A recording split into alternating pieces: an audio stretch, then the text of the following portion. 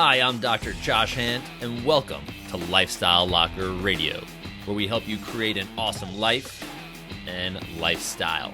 From nutrition to fitness, mindfulness to peak performance, and relationships to money mindset, we bring you on an amazing journey to help you unleash your human potential. Hey, it's Dr. Josh Hand here, and we need to talk about your health, your fitness, and your lifestyle. I know you, if you're like me, you've seen sickness and disease and even death in your life. And we know the leading causes of death in the United States are cancer, heart disease, and diabetes. Many of these conditions and diseases are considered lifestyle-based. And I know that lifestyles in the United States and other countries are not where they should be.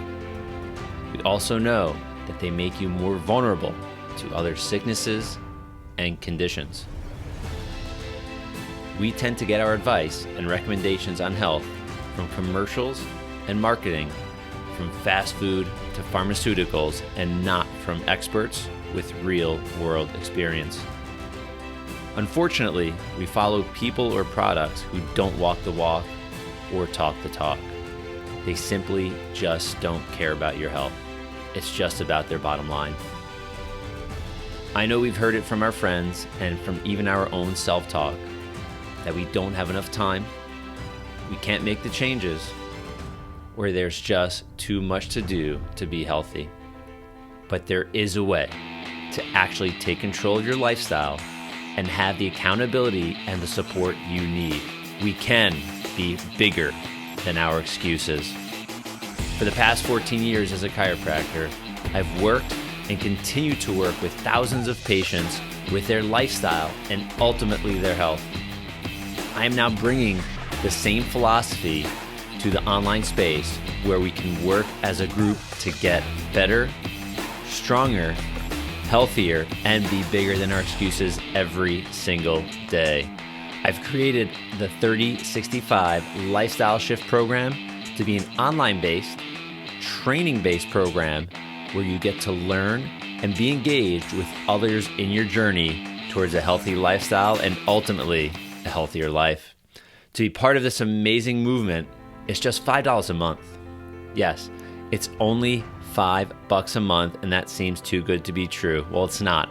So for the price of a gourmet coffee, you will have access to an amazing program and amazing people that want the best for you too.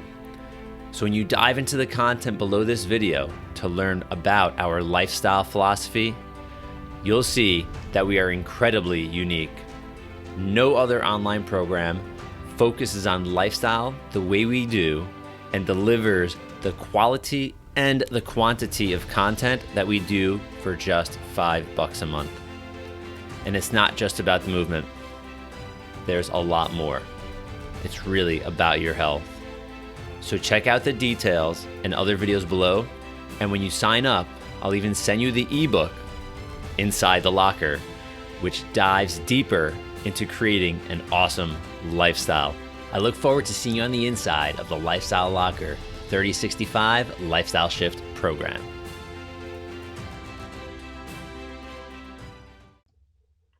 Hey Lifestyle Locker, this is Dr. Josh Hand. This is episode 261. Let's get right into it. There's a lot of stuff going on in this world. There's a lot of stuff going on in the health care world, and I live in that world outside of my podcasting world, right? I am a full-time chiropractor.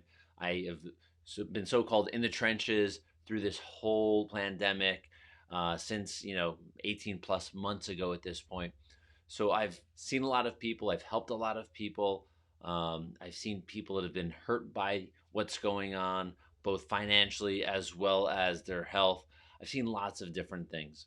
So this is not to steer you in a direction. This is hopefully this conversation I'm going to have with you today is something that maybe you could just start to think about if you want, right? This is a choice of your own. I'm not going to force you to do anything, and we don't do, but I want you to actually start to open your mind and think a little bit, because what we've been seeing is people thinking for us, people making decisions for us, which I feel is truly bad. So let's go and have this conversation about COVID, about the end of 2021 going into 2022, what we observed over the past uh, 18 plus months.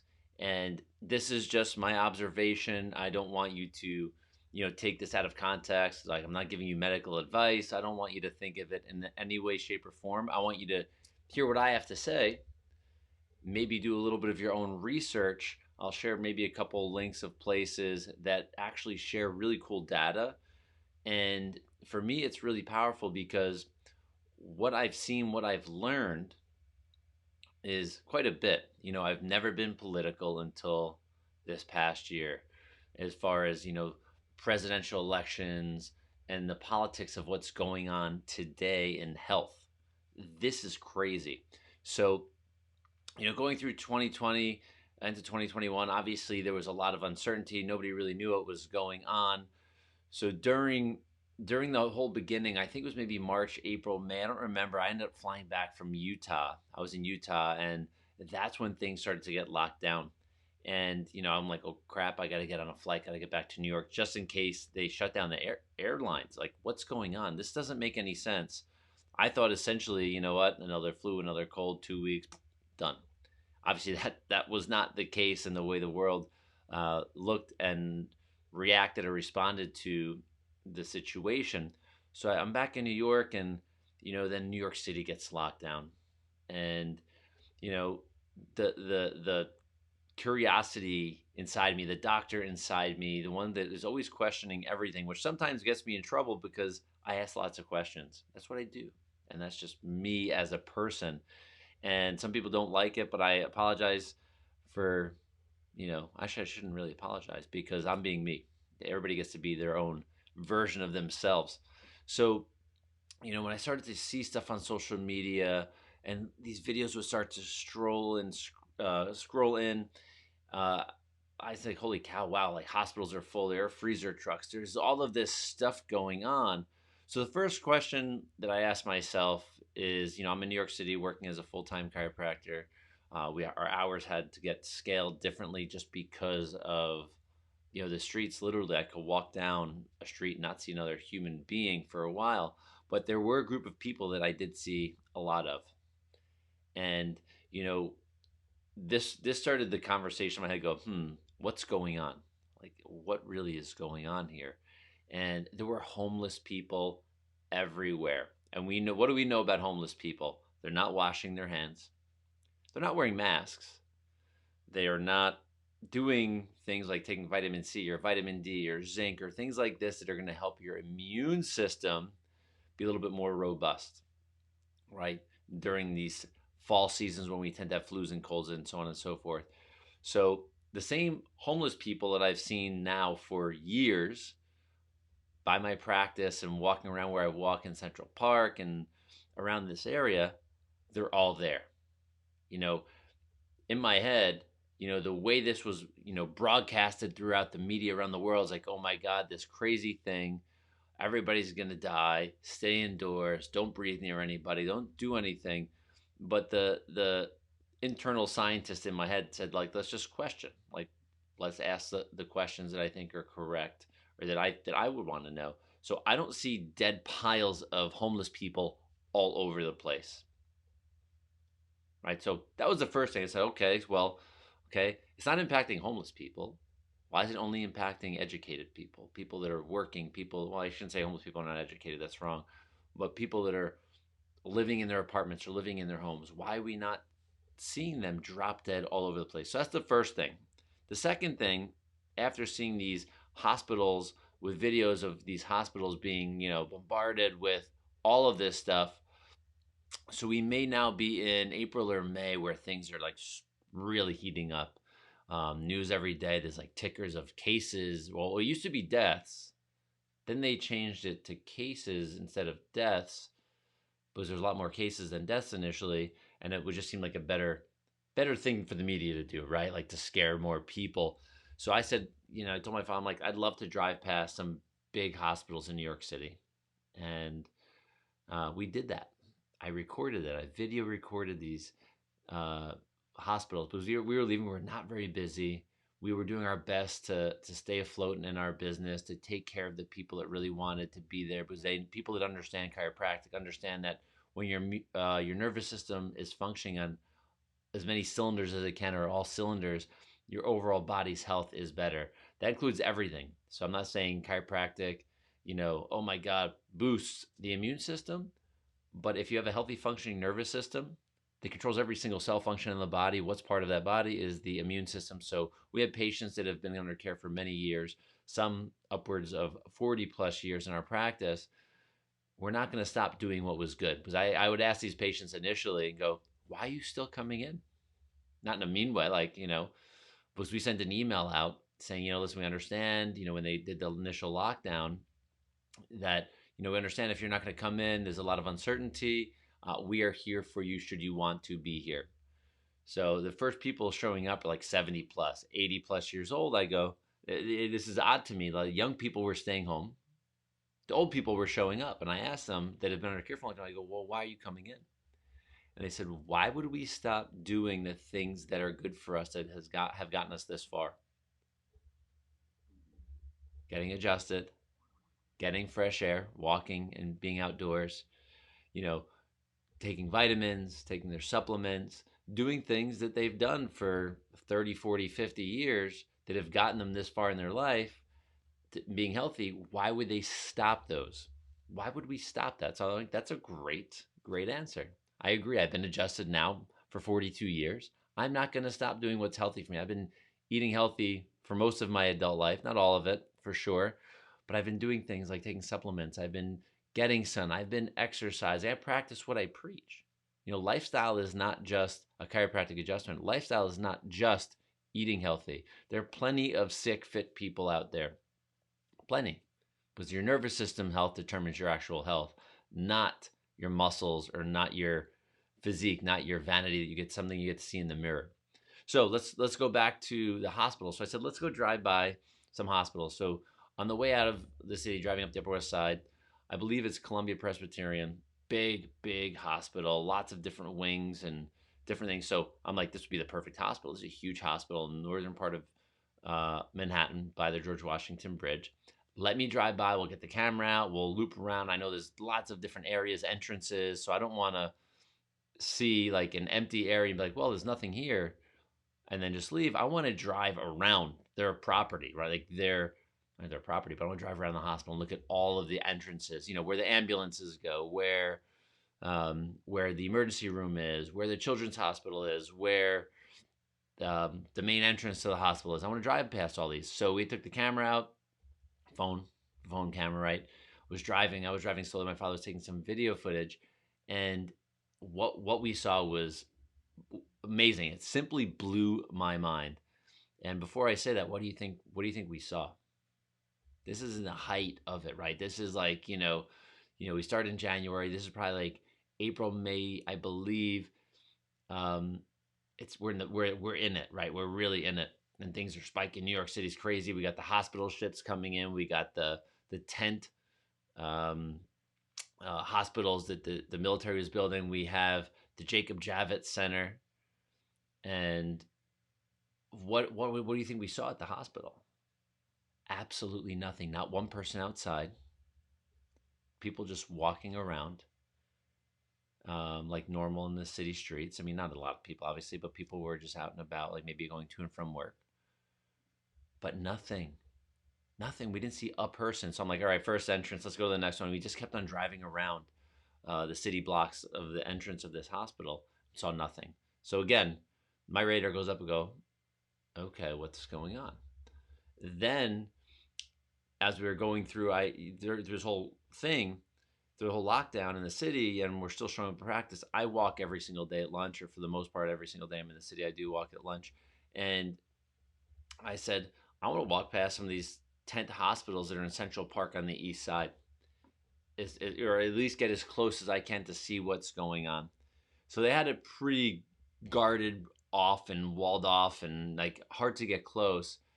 So took pictures of this as well, not video, because it was too far for the camera on the phone to actually get anything this clear. Maybe my new phone would be better, but nonetheless. So taking pictures and video and going, there are just people strolling that are working in the tents in this tent city, if you will, this tent hospital outside. Granted, I couldn't see in there, but they were just strolling. They didn't have their masks on. The doctors or nurses or whoever was there, you could see that clearly. They're just walking around, a couple of them. There was no activity going on, no line. They had all, they had the barriers laid out, if you could picture, almost like an amusement park, so people can be getting into this tent city. Nothing. There was nothing going on. Nobody there. I believe I saw two people. That was the third or fourth thing going make me go, what's going on? The fifth thing that I'll say, we took care of someone in the military that worked in the Jacob Javits Center when they built out that hospital. And again, this is in the heat of it. I said, so what's going on in there? Like, how crazy is, you have hundreds, if not thousands, of people utilizing um, the hospital? He said, no, we have a couple homeless people in. No, like sick people, like crazy, like people pouring in. No, don't have that going in. So I'm like, so they're making the news up that there's no hospital beds, but yet we have the Javits Center, which someone from the inside said we're not using. Walking past the tent hospitals, nothing going on. Then driving around the excuse me the hospital, and then I didn't get down to see the Comfort, but I know the Comfort. I know they started to close these things down. Nobody was using them. That in my head was crazy. So from the homeless people not dying all over the street, um, uh, seeing people around the city, seeing and hearing, the watching the hospital, hearing about all the other pieces of the puzzle I just mentioned, it's like, what's going on? So nonetheless, we still do what we do best. I'm not a medical doctor. I'm not a virologist. I'm not any of these things, and I don't claim to be. And I don't. That's not what I want to do. I help focus on what makes people healthier, right, from the inside out. I don't want to focus on, my job is not to focus on what sickness and disease we can reduce. It's about making people's body function better, so they actually don't need to use those things, right? Because healthy people that get any kind of virus, I mean, you go back to look at things like measles and chickenpox, you have lifetime immunity if you've had them naturally. So my head is, listen, virus, same idea. And, be smart. I was taking my supplements, taking my vitamins, doing all the things that I should do. Maybe we ramped up, I believe, our vitamin C intake a bunch, just out of being, cautious and being precautionary, because I'm around a lot of people, and you know, I guess I got hit by the fear a little bit as well, but not that much. So made it through this far without a blip on the screen, and seeing hundreds, if not thousands, of people, definitely thousands, I should say, in the past 18 plus months in our practice, and have been well, right? Have been very, very well. So, we fast forward to where we are now. Our practice is starting to pick up. For the most part, people are coming in. They're optimistic about getting better, health wise, pain wise. We don't have lots of conversations about anything in the COVID world. I try not to, because that's not my space, and two, I am not the expert. We know the TV, the media is not the expert, and frankly, they've been wrong so many times that I could trust them as far as I could throw them, which I can't at all, obviously, right? They're huge corporations. And the scary thing about all these major media corporations, I think they're like chunked down to like maybe six, maybe big companies that own all of it. And if have seen some of these really wild clips of all of these newscasters across the board, CNN, NBC, ABC, Fox, all those small channels, you'll see, they'll have a COVID statement, and that statement will hit every company, every broadcast around the same time of day with the same wording. And it's like, this is so freaking crazy. But the scariest part of it is all of the major funding from TV, for the vast majority, probably something I think around the 70+% range, their advertising dollars, which pays their salaries, comes from pharmaceutical companies. So that being said, we think about like where we are today, where more billionaires are being made from vaccine companies now than ever in history. Billionaires with a B. Billionaires. That is insane. So what we found out, what we know, when it comes to this vaccine, again, not the expert here, uh, we have found out that one, it doesn't stop transmission. Two, it doesn't stop you from getting the disease. From what I heard today, there are a few scientists, Dr. Robert Malone, I believe medical doctor and a scientist, Gert Vandenbosch, I believe. I'll see if I can share the link to the actual video. It's a little sciencey, a little heady. These are very pro-vaccine people.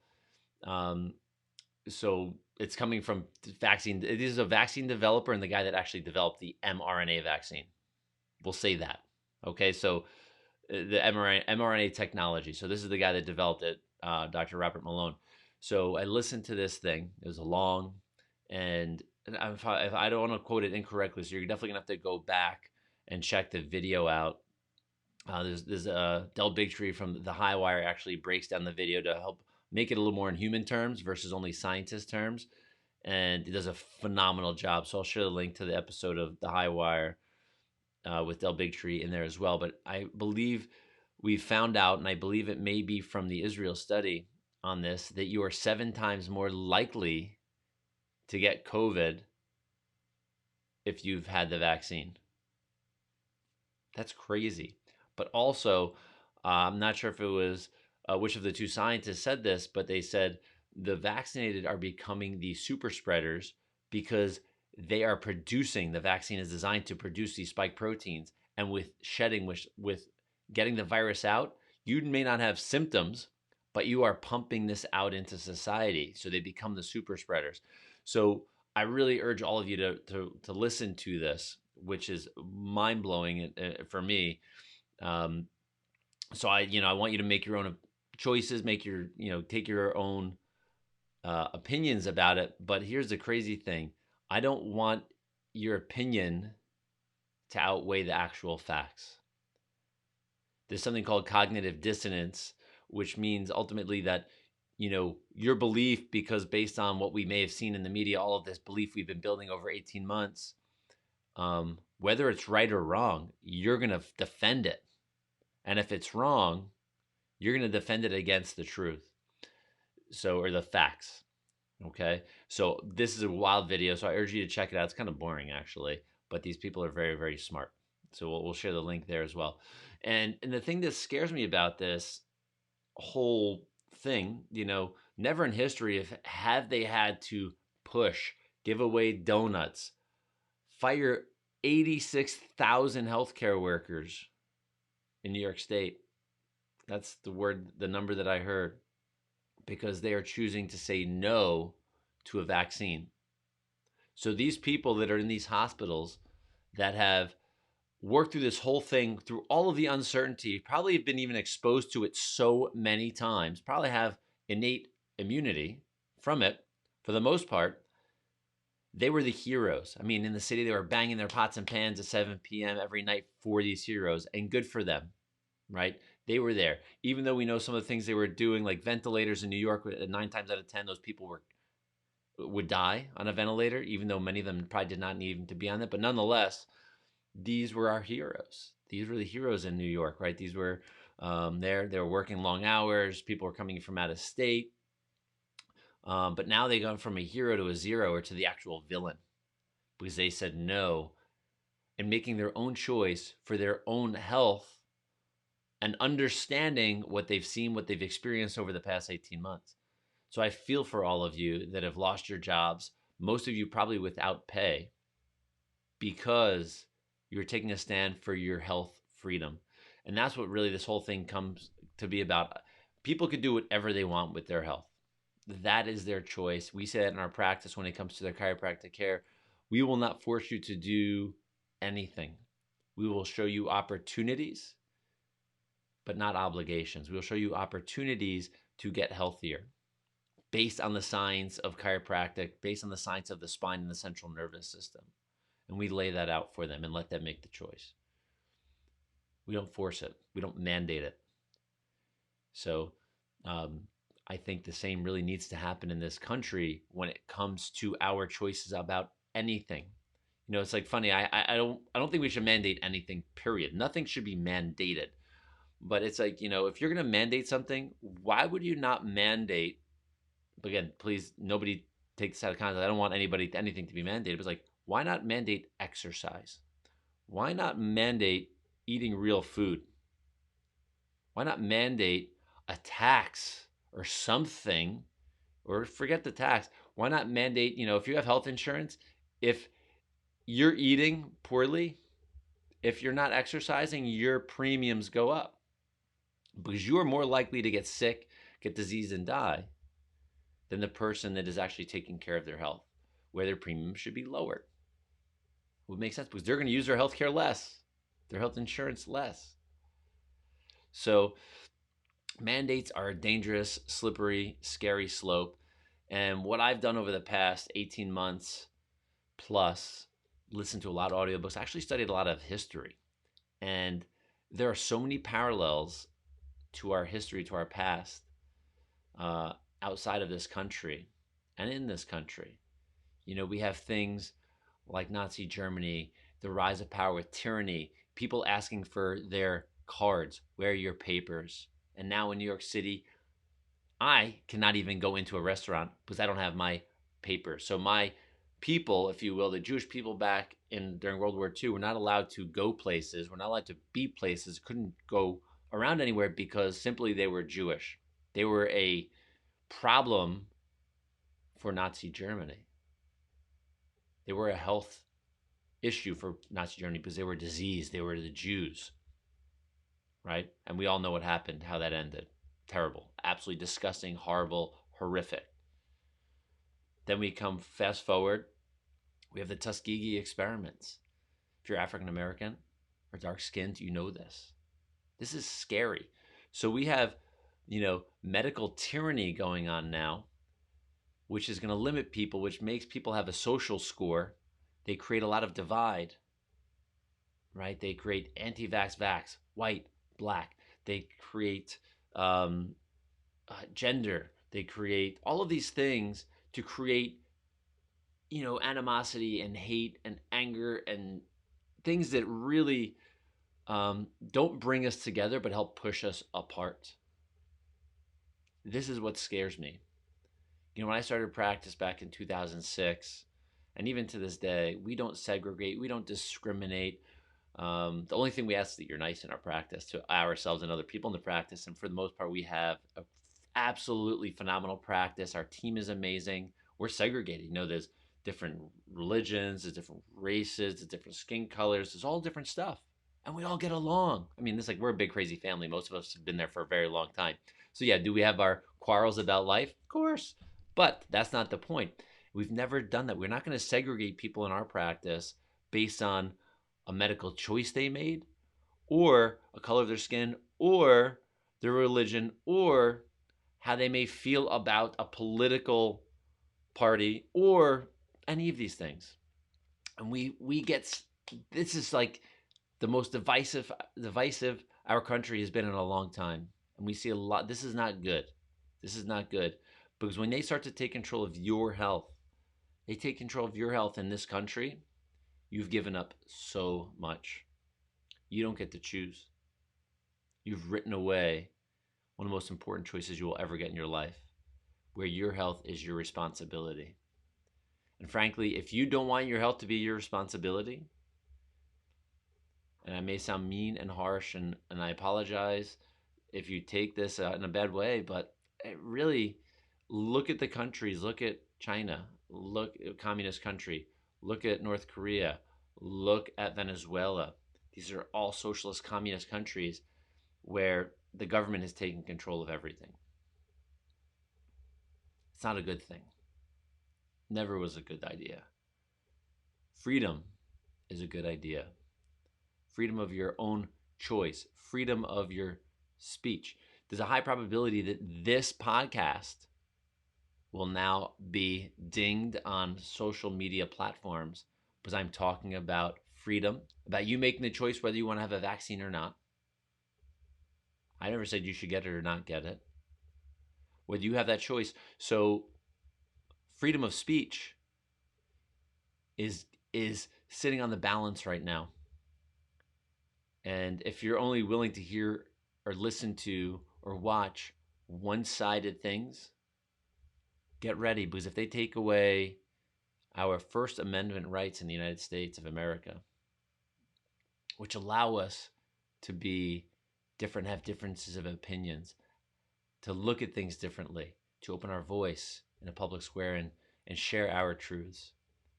You know, I have a good friend in the military. I have a bunch of friends in the military, and they said being American is really challenging because you're going to have opposing views. But the best part about it, you can yell at each other and argue over things. But the best part of it is that you're free to do it and you can walk away and go, great, you know what? They're allowed to have their opinions. I'm allowed to have my opinions. But we're both American. We're both free to make these choices. We live in the best country in the world. So we lose our First Amendment rights, our rights to do this. Then we ultimately start to lose our medical health. And medical tyranny is very scary. Very scary. Right? When they tell you what you can and can't do, line up for a jab, line up for this pill, line up for this. Who's going to do this? I mean, I feel like almost becoming sheep that just say, okay, master, we'll do whatever you want. And government doesn't need to be big. Government should be small. So that's my rant on politics. So I urge all of you to stand up for your freedom. Make the choices you want to make.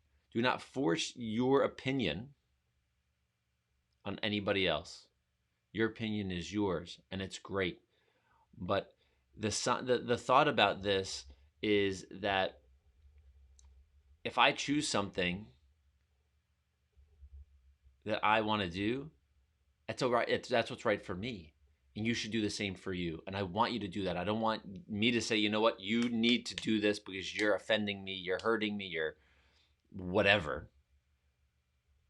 I can't make you become me. I can't make you make the choices I make. I have no desire to do that. I support you when you make your own choices and you embrace them and you know why you made those choices, not just because you lined up because the media said you should.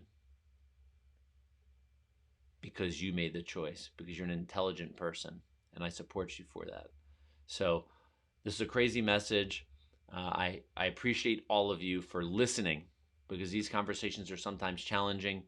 I will share some links to thehighwire.com. Oh, there it is, thehighwire.com. If you watched the most recent episode, I'll share that link to that episode below. They will have in there, they will have the video, and I urge you to watch the whole thing. It's a long episode. It's video. It's done very well. The production is done very, very well. So go through the whole thing. You know, he'll bring out the video of the two scientists. He brings out whistleblowers. He brings out lots of people. So just sit on the edge of your seat, pay attention, listen. I do it sometimes when I even walk, but if I have to pause and watch something, I do, because he has some great visuals to help you understand the science. And that's what I love about the High Wire, is that they actually share with you. So I'm a recurring, I donate regularly to them because it's media that I appreciate. It's news that I appreciate. I don't want to fund the ones that are not sharing this, because the great thing about what Del Bigtree and his team does is I get an email that they produce on Thursdays. It's a long show on a Thursday. They produce the show on Monday. That following Monday, I get an email with all of the scientific articles. I get all the details of all the things they shared. So I have the resources. I can get the resources, right, about what I can talk about. So I urge you to do the same, whether it's a cup of coffee a day, a cup of coffee a month. When you get content like this, it's worth, like, I'm essentially paying for science at this point. I'm getting all these research articles and some news articles as well. So that's a plug for you, Del. I appreciate you, and I appreciate your team for literally standing out on the high wire and putting yourself in the front. So all of you, please, please, please check out those videos. They will open your eyes, hopefully, and watch them with an open mind. And if it's not for you, that's okay as well. But I want you to be able to see, potentially, if you've never heard of it, never seen anything like this, the other side of the story, the other side of the coin.